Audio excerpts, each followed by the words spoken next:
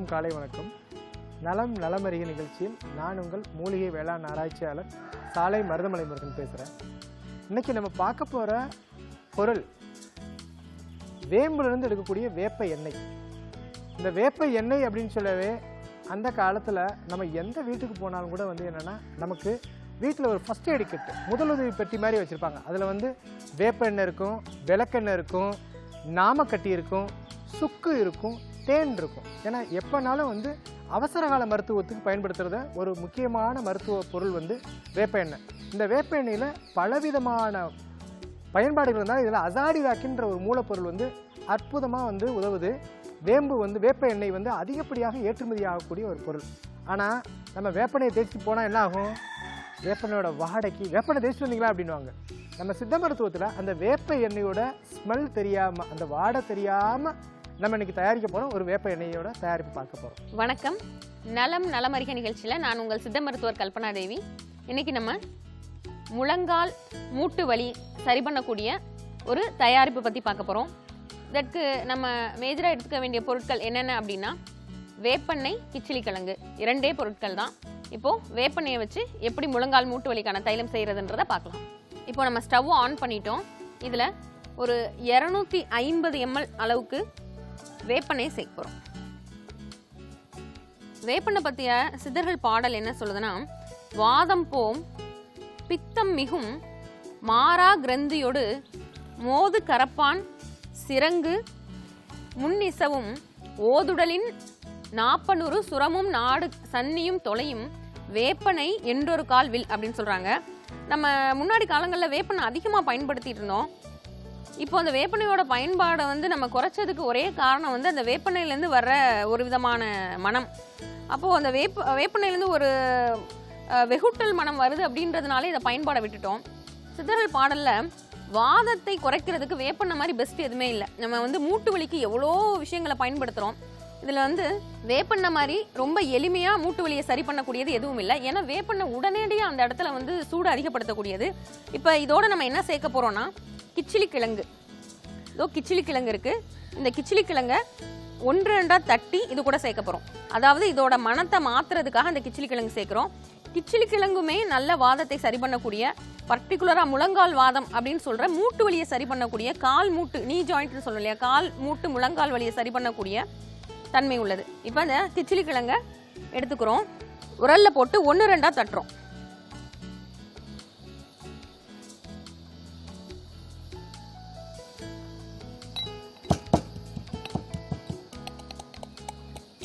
கிச்சிலி கிழங்கு லேசாக தட்டினாலே இடிபட்டுரும். இதை 1-2 தட்டுறோம்.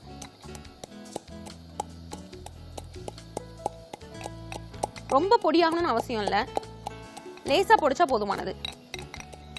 மனம் ஊட்டுறதுக்காக எல்லா விதமான குளியல் பொடிகள்லையும் இந்த கிச்சிலி கிழங்கு சேரும். சித்த மருத்துவத்தில் பயன்படுத்துகிற எல்லா விதமான குளியல் பொடியிலையும் இந்த கிச்சிலி கிழங்கு மனம் ஊட்டியாக பயன்படும். நம்ம கிச்சிலி கிழங்கு அளவு கொஞ்சம் அதிகமாகவே சேர்த்துக்கிறோம். ஏன்னா அந்த வேப்பெண்ணையோட வெகுட்டல் மனம் போகணும் அப்படின்றதுக்காக. கிச்சிலி கிழங்கு நல்லா பொரியுது. இதில் வேப்பெண்ணையோட மனமே பார்த்தீங்கன்னா கம்ப்ளீட்டாக மாற ஆரம்பிச்சிருச்சு. வேப்பெண்ணையை காய்ச்சும் போது அதில் இருந்து வர வெகுட்டல் மனம் மாறி நல்ல ஒரு நறுமணத்தோட வர ஆரம்பிக்குது. கிச்சிலி கிழங்கு 1-2 இடிச்சதை முழுமையாக சேர்த்துட்டோம். சேர்த்துட்டு எவ்வளோ மிதமான தீயில முடியுமோ அவ்வளோ மிதமான தீயில வச்சுக்கிறோம். இந்த கிச்சிலி கிழங்கு பொரியிற வரை இதை காய்ச்சி எடுக்கிறோம். நல்லா சிவக்கணும். கிச்சிலி கிழங்கு வெண்மையான நிறத்தில் இருக்க அந்த கிழங்கு சிவந்து வர்ற வரை இதை காய்ச்சிரும்.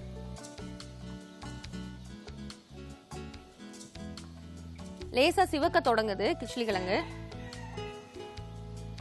வேப்பெண்ணெய் பொறுத்தவரை இது வாத சம்பந்தமானது. மூட்டு வலிக்கு மட்டும் இல்லாமல் எல்லா விதமான புண் புரைகள், அதாவது புறையோடிய புண் அப்படின்னு சொல்லுவாங்க, ரொம்ப நாளாக அதிகமாக புண், சீழ் வச்ச புண், இது எல்லாத்துக்குமே வேப்பெண்ணெய் அப்ளை பண்ணலாம்.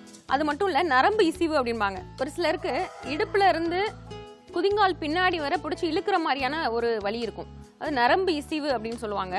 இந்த வலி இந்த எண்ணெயை தடவும் போது இடுப்புலையோ கால் பகுதிகளில் குதிங்கால் பகுதியில் இந்த எண்ணெயை தடவும் போது அந்த நரம்பு இசிவுன்ற அந்த பிடிச்சி இழுக்கிற மாதிரியான வலி சரியாகும்.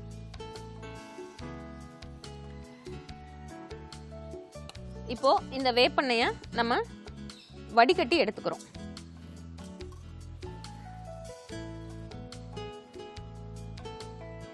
கிச்சிலிக்கிழங்கு நல்ல பொன்னிறமாக ஆயிடுச்சு. இந்த வேப்பெண்ணெய் மட்டும் கம்ப்ளீட்டாக வடிகட்டி எடுத்துக்கிறோம். இந்த வேப்பெண்ணெய்க்கே உரிய அந்த வெகுட்டலான மனம் போய் கிச்சிலிக்கிழங்கு சேர்ந்ததுனால நல்ல ஒரு மனம் வர ஆரம்பிச்சிருச்சு. முழங்கால் வலியை சரி பண்ணக்கூடிய, முழங்கால் வாதத்திற்கு அருமையாக பயனளிக்கக்கூடிய இந்த வேப்பெண்ணெய் தயாரிப்பு தயாராகிடுச்சு.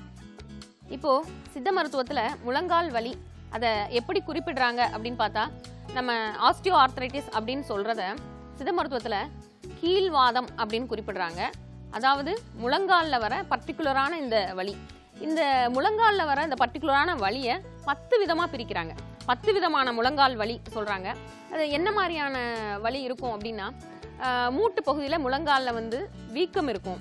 ஒரு சிலருக்கு வாத சம்பந்தமான பிரச்சனை அதிகமாக இருக்கவங்களுக்கு வீக்கமே இருக்காது, ஆனால் நடக்கும்போது மட்டும் சத்தம் அதிகமாக கேட்கும், வலி கடுமையாக இருக்கும். ஒரு சிலருக்கு வீக்கம் வலி ரெண்டுமே சேர்ந்துருக்கும். இப்போது இந்த மாதிரி மூட்டு வீங்கி அதிகமாக இருக்கிறதுக்கு காரணம் என்ன? சித்த மருத்துவப்படி அதோடைய காரணம் என்ன அப்படின்னா, உணவு, செயல் 2 தான் முக்கியமான காரணம். இன்னொரு காரணம் என்னன்னா, நம்ம இருக்க காலநிலை. அதாவது ரொம்ப ஒரு குளிர்ச்சியான தன்மை உள்ள ஒரு காலகட்டத்தில் நம்ம இருக்கோம் அப்படின்னா, இப்போ மார்கழி மாதம் அல்லது அவங்க இயல்புலையே அவங்க செயலால் நல்ல குளிர்ச்சியான இடத்துலையே வேலை பார்க்குறாங்க, வெறும் தரையில் ஈரத்தரையில் அதிக நேரம் வேலை பார்க்குறாங்க அப்படின்னாலே இந்த முழங்கால் வலி வர்றதுக்கு மேஜரான காரணம். அது போக உணவு முறையில் நம்ம எடுத்துக்கிற வாயு சம்பந்தமான பதார்த்தங்கள், அதாவது கிழங்குகளில் கருணையின்றி வேறு புசியும் சொல்கிறாங்க. நம்ம எல்லா விதமான கிழங்கு வகைகளையும் நம்ம எடுத்துக்கிறோம். இப்படி கிழங்கு வகைகள், பருப்பு வகைகள், செரிக்காமல் இருக்க உணவு வகைகள் அதிகமாக எடுக்கும் போதும் இந்த உடம்புல வாயு தங்கி அது புளிப்பாக மாறி நம்ம மூட்டுக்களில் வர வலி, அதாவது இந்த முழங்கால் வலி ஏற்படுறது. அப்போது அதற்குள்ள தீர்வு என்ன அப்படின்னு பார்த்தோம்னா, முதலே நம்ம பார்த்தோம், வேப்பெண்ணெய் உடலில் வெப்பத்தை அதிகப்படுத்தக்கூடியது. ரொம்ப எளிமையாக வேப்பெண்ணெய் மட்டும் அப்ளை பண்ணியே நம்ம முழங்கால் வலியை சரி பண்ணிக்கலாம். இந்த ஸ்மெல்ல அதில் இருக்க ஒரு மனதை மாற்றத்துக்காக நம்ம இப்போ கிச்சிலிக்கிழங்கும் சேர்த்து ஆட் பண்ணிக்கிட்டோம். இப்போது இந்த முழங்காலில் ஏற்படுற வீக்கம், வலி, ஒரு சிலருக்கு நரித்தலை வாதம் அப்படின்னு சொல்லுவாங்க. அதாவது அந்த மூட்டை எப்படி வீங்கியிருக்கும் அப்படின்னா, மேல் பகுதி அகண்டு அடிப்பகுதி சுருங்கி சிவந்து வீங்கியிருக்கும். இந்த மாதிரி மூட்டில் வர எல்லா விதமான முழங்கால் வலிக்கும் அருமையாக தீர்வளிக்கக்கூடிய, இந்த உடலுக்கு உஷ்ணத்தை அளிக்கக்கூடிய வேப்பெண்ணெய், கிச்சிலிக்கிழங்கு சேர்ந்த ஒரு ப்ரிப்பரேஷன் எப்படி செய்யறதுன்றத பார்த்தோம். அடுத்த நிகழ்ச்சியில் வேறு ஒரு மருத்துவ குறிப்பில் சந்திக்கலாம். நன்றி, வணக்கம்.